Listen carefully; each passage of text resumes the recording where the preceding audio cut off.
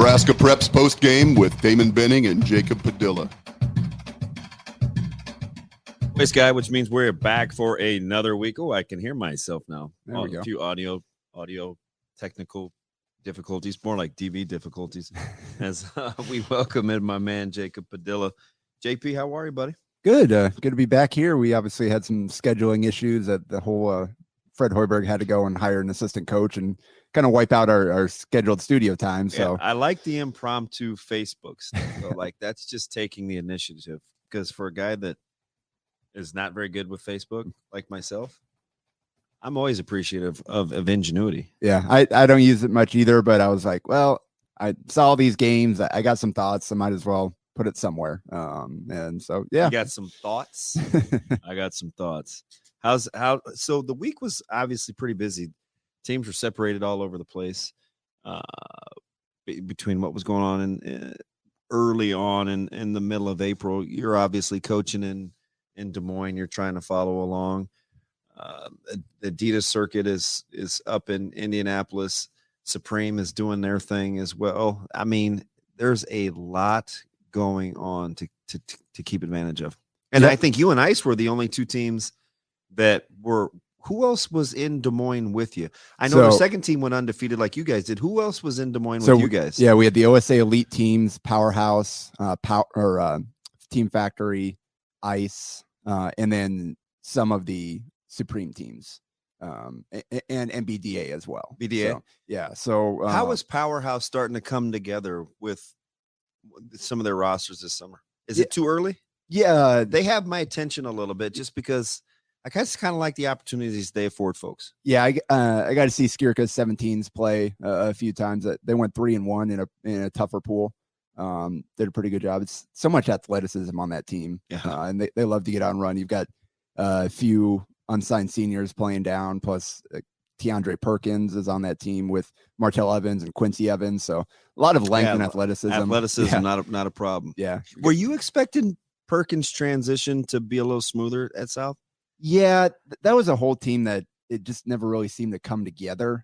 Things just never clicked for whatever reason. A lot of individual talent. Yeah, because we talked about them. We thought they had a chance to, with JoJo Ford and Perkins adding to those young guys that played the previous year, to kind of come together and make a leap. And just couldn't quite figure it out. But we'll see kind of they got some good players in that program, and we're seeing them play this summer now. Jacob Martin's also on that Powerhouse team.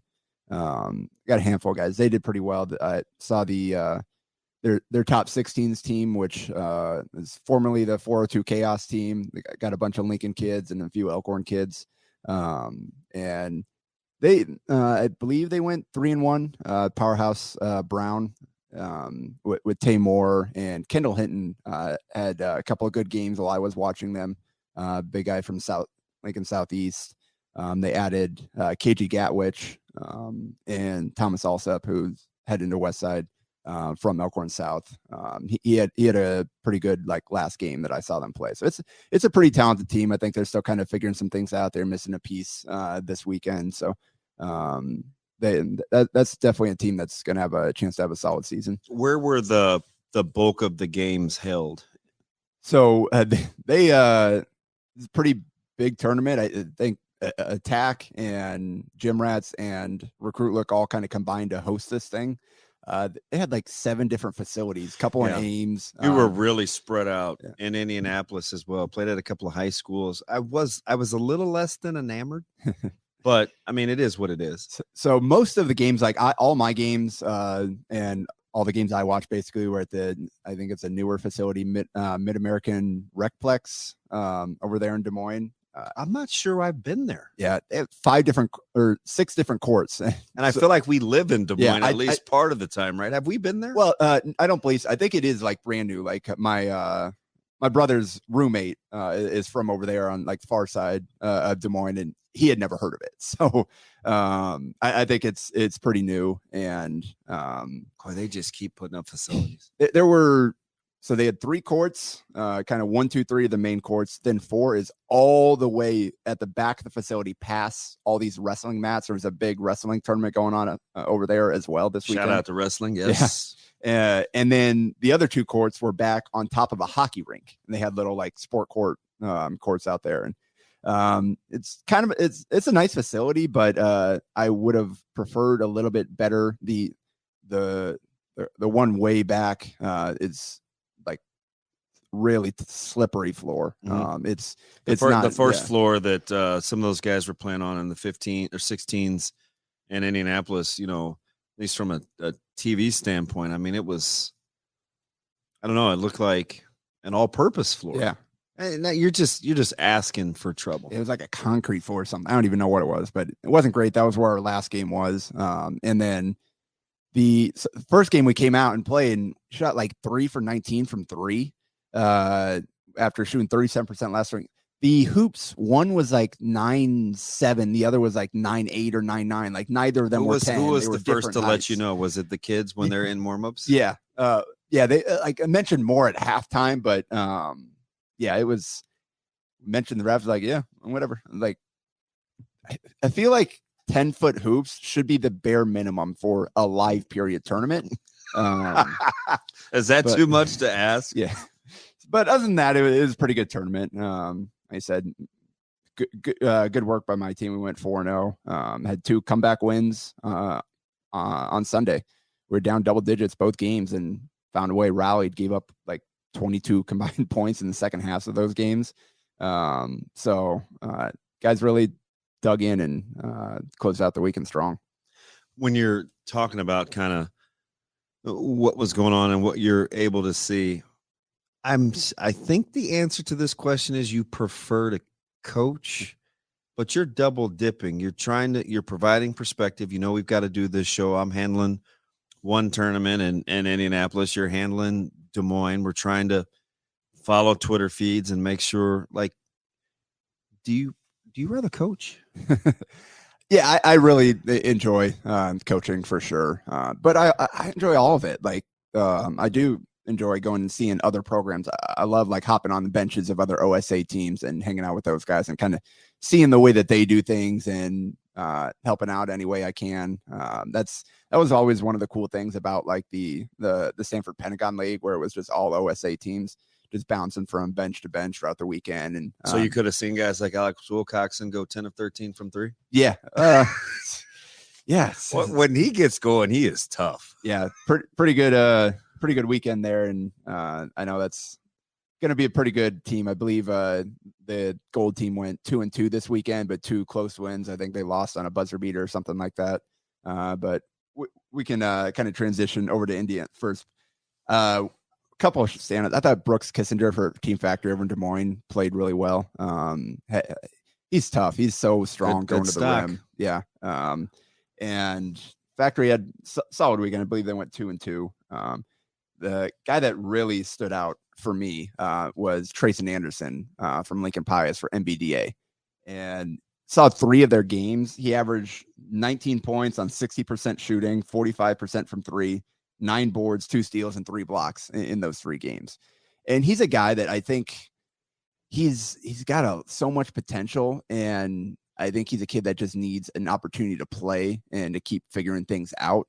Obviously, playing behind all those seniors at Pius, play a little bit here and there, wasn't able to really go out there for any extended stretches, wasn't able to kind of expand his game too much. He's just playing the role as kind of the backup behind a senior laden team. And obviously Nebraska Supreme last summer, he's kind of playing behind Jacob Arope. And so this year, I think maybe not playing with as much talent at that high level will give him a chance to kind of really blossom here, because he had just an awesome game. First game at 22 and 10, 4 blocks. Like they were struggling, and he put showed them on flashes. You remember the brief minutes we saw against Bellevue West in the Bellevue West Pius game, where Bellevue West gets out to the early lead, and I thought he played pretty well, and he flashed, and it was like, whoa, they may have something here. He's just a pup, but they maybe have something with some of their underclassmen. Yeah, for sure. And he's going to be a huge part of that. And again, I think this summer will be good for him to have a chance to kind of be the guy for a team and put a team on his back and kind of expand his game a little bit. And he's firing up from 3. And again, 9 of 20 from 3 in the 3 games I saw this weekend. And wasn't really something that they were allowing him to do at Pius this year. Is that pretty good shooting? Yeah, that's pretty good. I'll take. I think any coach would take that. I know I saw a little bit of I didn't see any of the 15s, but 16s Lincoln Supreme team. They were shorthanded. They were missing a few of their better players. Asher Endorf wasn't there. Kale Gustafson from Osceola wasn't there, but I know Dane Jacobson, kid's so tough. He's a different player from his brother. He's more of kind of like the connector glue piece. He'll go get you a bucket when he needs it. He'll go get you a board when he needs it. He'll make a play for somebody else. I saw that he had a game winner, I believe, for them in one of their games. I didn't get a chance to see that one. Gunnar Lime they faced an overmatched opponent, but Gunnar Lime from Bennington at 22 and 11, I think it was. Played really well for them, so it was cool to see that team. I didn't get to see any the Supreme teams previously, and I think that's most of what I saw. I guess for my team, Kevin Brown has been awesome for us so far this season. West Side really started to evolve kind of late, right? Yeah. They brought him up about the halfway point of last season and tried to work him in. A guy that I'm just familiar with, not just because of the West Side thing, but was an Express guy, played for Coach Mitchell as a young guy.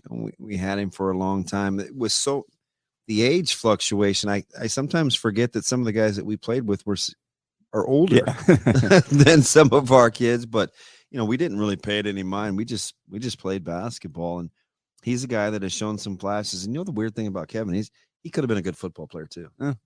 Could have been a good football player. What position would you? He's a tight end, kind of wide receiver-ish. He was a tweener, right? He wasn't over the top burner, like to be a wideout, but it's not quite big enough to be a tight end, but a pretty good football player as well. Yeah. He was kind of the key behind our comeback over Southwest Minnesota Stars. He had 20 and 10 in that game and hit some huge free throws down the stretch. We were down double digits in the second half, and we just stepped up, and he was the one that led us, a couple other guys. And he's been awesome. Like his first 7 games to start the year, had a tough one in our last game on Sunday, but beyond that, he's been our most steady performer. Great kid too. Like I love having him on the team. He's an awesome fantastic kid. Connor Hamilton from Lincoln East is another addition to our team this year, and he really kind of came alive here. Had I think 2-3 double-digit games. Had a huge half to get us started in our last game Sunday when nobody else was kind of going. Had 10 in the first half to keep us going. He had 14, I think, in that other game. He was another big part of that comeback. And then Evan Warner. He can shoot it. And he shot the heck out of it. He hit 5 threes in the second half to lead our comeback over Peer Prep. Finished with 24 in the game. And man, I think he hit 3 in a row at one point, and they kept. Yeah, he's not afraid away. Either. No. Like he'll shoot that thing. So we've got a pretty balanced team. A lot of different guys have stepped up, but those are a few of the guys that kind of had some of the biggest performances this weekend for me. In Indianapolis, of the 17s from ETG, they end up going 1-3 in the tournament. The 16s go 4-0. A little different caliber competition than kind of what I thought. A few easier victories for those guys. In the 15s, I've kind of said this. The 15s are built. Now we'll see how it evolves this summer, but the 15s are built for kind of a long haul. They've got good size. They've got elite level guard play. Will they defend and be able to get enough tough paint points? But they've got good size in the front court. They're pretty complete.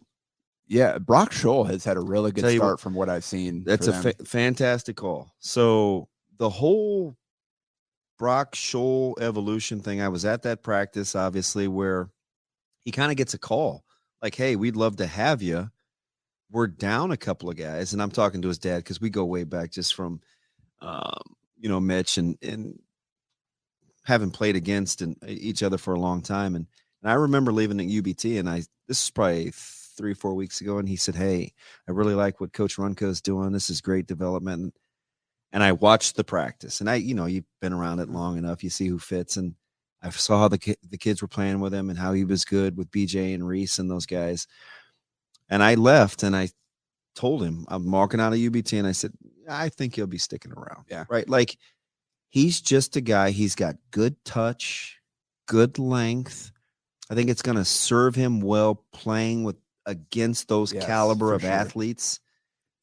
It's not necessarily to toughen him up, but he doesn't see those guys that much. And he played mostly freshman ball this year. I saw he got pulled up to JV when somebody was missing, but I don't think he was on their full-time JV roster. I think he was playing mostly freshman ball. So, like you said, great opportunity for him to play against some high-level competition. And he's a good addition. Good addition. He's not a guy that's going to drop 20 and 10 on you in any given game, but he'll take advantage of the opportunities he gets. He was in double digits, barely missed a shot when I saw him last week. And I saw at least one of the games he was in double digits again this weekend. Did they play their first game? Was that a forfeit? Forfeit. Yeah. Okay. Yeah. Texas takeover forfeit. Yeah. So you go back to the 16s. I felt like this was the best that they had shared the ball. Yeah. Right. When it moves and it doesn't get sticky and they're not just pounding it against, the court. You allow shooters to shoot, right? Neil Mosser, Jaden Jackson, those guys shot the ball pretty well over the weekend because that backcourt, those guards are going to get them good looks. They can get to almost any spot on the floor, and they're going to get good looks. Yeah, and you're playing, what, 8? You had 8 this weekend? Yeah. And just like following along with Mike Sauter's tweets, I think at least 6 of the 8 scored in 13 points or more. At some point. Yeah. So, and that's, as a matter of fact, I think everybody did over the weekend. Okay. That's why that team's so good. Like in any given game, that's somebody's same thing happened last weekend. You've got, Jay Jackson had a 15-point half last weekend. Well, Mosser had all 16. The third game, Sunday. Yeah. All in the second half. And Neil did the same thing previous weekend, Recruit Look, when I was watching, hit 5 threes or whatever it is in the second half. So like you got guys that can really get going. And then a guy like CJ Mitchell, who's kind of been the steady guy that the consistent performer leading that attack. And obviously you've got guys that can even impact the game beyond scoring. Obviously Caleb Benning, first and foremost among them. Who had 10 assists in the fourth game. He's just going to get you easy buckets. Yeah. He turns you over. Guys get runouts. He takes pressure off of having to handle the ball. I mean, those guys, and what Coach Mitchell and Coach Albers, those guys have done is they'll play matchups. So they'll take the guy that they think has a good matchup. Kevin Stubblefield, there'll be times where they'll use him to bring the ball up the court, or they'll allow him to ISO. You get a big, he handles it well enough. They do a really good job of playing matchups. And when, like I said, when they share the ball is when they're at their best, because they're going to turn you over at some point. Yeah. And so they went 4-0 all by double digits. I think closest game was 11. And that was early. Yeah. 13 to Indiana Central and 13. Yeah. So they had 28 overall in athletics, 21 over urban DFW. I didn't see the score for the final game. Yeah, 87-53 in the last game. Okay. So it was kind of easy breezy. Yeah, it's a very, very good team. The gold team, obviously both the ETG teams and the OSA Adidas gold teams playing on the gold gauntlet this year. And the 16s went 2-2, but they had one loss, 61-60, and one 80-76. So they were in every single one of those games. Yeah, they had a blowout. And that was the Wilcoxon. 34 points. But he shot 10 of 13. 10 of 13. And I just like him in general. We've played against him for so long. I've just kind of grown to appreciate those guys that compete. And he's fantastic. They got a team that can really shoot the ball. Alex Wilcoxon and Matt Binder are the guys that have kind of led them so far. Coach Freeman's they've got somebody keeping stats for him, and those are leading scorers so far. And that's kind of what you expect. Guys that have played at a really high level now get a chance to kind of be the lead guys on this team. And they've got really nice pieces around them, guys that can shoot the ball. Jane Cassio Jensen has had a great start. Carter Mick trying to WST Bird. Yeah. Carter Mick coming over from Lincoln East, kind of double dipping between baseball, like pitching on Friday and then heading up to Indianapolis to play the weekend. He's got a good future.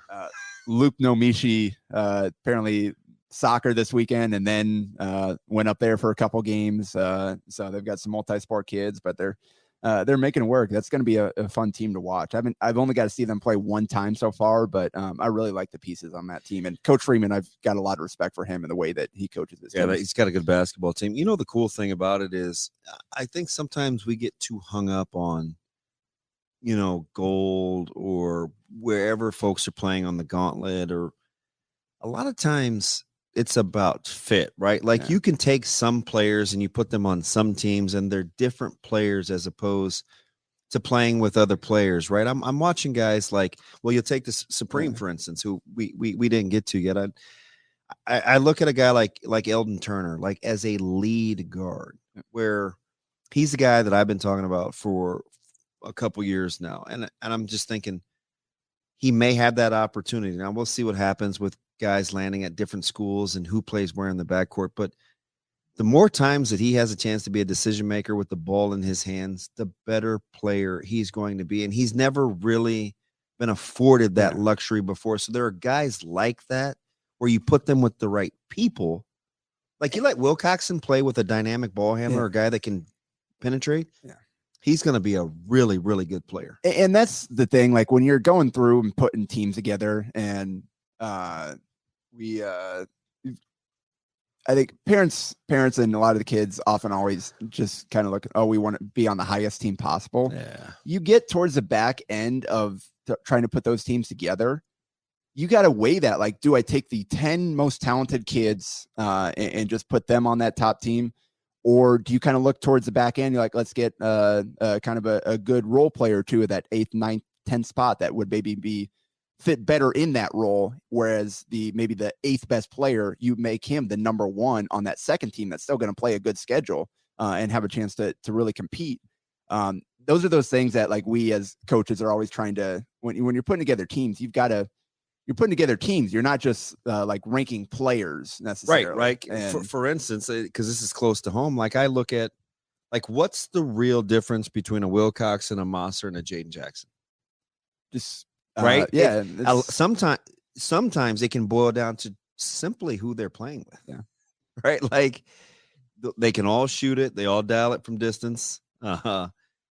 They can do multiple things offensively, defensively, the certain passing skill set. Do I want Jaden Jackson's ability to rebound? Do I want Mosser's passing? Do I want Wilcoxon's poise and his toughness and his willingness to guard? Like, those are the things that, depending on who you put them with, can accentuate their different strengths. And again, like Wilcoxon, is he getting 13 threes on like ETG or Supreme team? Yeah, good point. And that's the way, like, I hope a lot of like parents and kids can see that, like, what the opportunity is depending on what team you are, who you're playing with. You've got a chance to really show yourself more as the lead guy on a good team. That's why it drives me crazy just to see points. Yeah. Like it's just lazy. And that's why I keep a total box score. I like to see, all right, yeah, you got 20 points, but it take you 20 shots. Did you also rebound? Did you share the ball? How are you getting them? Are they layups off of runouts? Are they wide open looks because guards have? I mean, well, you know it firsthand because you watch a team where if you take Chris Paul out of that Phoenix Suns lineup, shots are a lot tougher to come by. You play with Chris Paul, you get a lot easier shots. Like, that matters. And so sometimes I think we lose sight of context, right? It's not just about dribble, see if I can take a guy one-on-one, get a shot. Like, there's a lot more than that. Yep. I just watched it by a guy in Obagi be that kind of guy who scores but gets his shots within the confines of the offense 100%. Without wasting dribbles. 100%. And that's the kind of player that Devin Booker has grown into, playing within the boy, he's become efficient. On that. I hate to give you any credit, but he's become flat out scary. Yeah. And it took a little bit for getting started too, because now he defends. Yeah.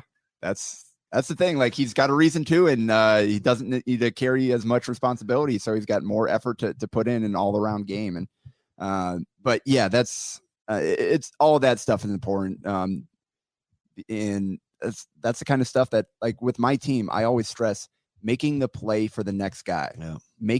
You get into the paint, make the right decision. And there were stretches this weekend we weren't doing that. In that last peer prep game, I don't know how many times we got blocked inside or drives me crazy. The double pump layups, the needing to shoot floaters and contested layups. I'm a Carolina fan, so I watch Caleb Love. Yeah. We talked about this. But so if you're in the paint, feel free to just kick it. I watched Aiden Zickman this weekend. So good at being in rhythm. And you see those guards where they compromise your defense, they break you down, they kick it out there. He gets nice in rhythm looks. He was putting the ball on the deck. He had a fantastic weekend because the ball didn't stick. Yeah. And our guys were struggling about that early on. Down the stretch, we made 3-4 huge plays, making the right decisions. Some of those led to a couple of Evan Warner's threes. A couple others led to a kick and then another drive and then a layup. It's all about making the right decisions and playing off of your teammates and making the game easier for everybody else because they will do the same for you if you buy into that. Right. So you go back to a team like Supreme, right? I talked about Eldon Turner. Getting to play with a guy like Pekorski who plays the point for his own team. He doesn't have to work near as hard handling the basketball for Supreme in the summer. So you get a chance to see more compliments of his game, being able to use ball screens, kind of a catch and shoot guy. He gets to conserve energy. He's a big, strong guy. Those things matter, I think, when you're looking at how you assess overall talent. Yeah. And might as well kind of transition that real quick, touch on what Supreme did. We can start with the 16 since we're on there. I believe they went 2-2, lost one game by 2 points. Tough one, but Jacob Arope, it looks like, had a pretty darn good weekend. I believe he had 17 points and 15 rebounds. If you let him, he's a tough matchup. You're not really guarding him unless you stretch him on every facet of the basketball game. Because if you let him settle in and he starts feeling good about himself, he's a handful. And Jake Hilkeman, it looks like, had a good weekend as well for them. He's heading over to Southeast next season and from Lincoln North Star. And he's a guy that I really like the upside there. Did you see long, the dribble dunk? I did not see that. I was like, whoa! I didn't know he had that in him. But when they share the ball, that's a tough basketball team. Yeah, as he continues to kind of evolve and understand how to play the game, he's got all the tools and skills to be a very good player moving forward. So I'm excited to kind of see how he develops. 17s, I believe, went 3-1. And Chase Henderson, the point guard over from Iowa, I think overall was one of their leaders all weekend. And then beyond that, it was kind of a little bit of everybody here and there. Tate Oddbuddy had a pretty good weekend. Jake Brack had his moments. Brendan Clemens, Ryland Smith. It's good to see Brendan healthy. Yeah. How many games can he play in a row, right? Let's see if we can stack a good summer together where you're playing multiple games. And it's so hard to develop when everything's so stop and start. You're spending as much time with the trainers as you are with the skill guys. So like you said, hopefully for him, he'll be able to kind of put together something here that he can build on and project forward, because obviously he's got plenty of physical tools there. And then Cale Jacobson should mention North Dakota offer. Yeah. Congrats to him. I know he's been working really hard for that. I'm pretty happy for him. Summit's been kind of hovering around that the whole time, but nobody was quite ready to pull the trigger, and it finally happened. So we'll see where it goes from here. But good. I think that's a good offer, Coach Sather, and with everything that Cale's been through, such a great kid. I'm so happy for him. Easy to cheer. He's like the one guy that universally everybody likes, man. Easy to cheer for. And then real quick, 15s went 3-1. Bryson Ball had a pretty good weekend. From what I could see, had 25 in the loss. That was an overtime. Tried to keep him in it. Had another good game. I know Braden Frager threw one down. Kid's a heck of an athlete from Lincoln Southwest. Bouncy. And then Corian Gallatin playing up. Tremendous ball handler. He's eighth grader playing up with the 15U guys this summer and running the point for them. So overall, I think pretty good weekend for the most part. A lot of teams stood out during the first live period of the spring. We're just getting going. That's my main man, Jacob Padilla. I'm ODB. We'll be back next week with Nebraska Preps postgame. A Hurrdat Media Production.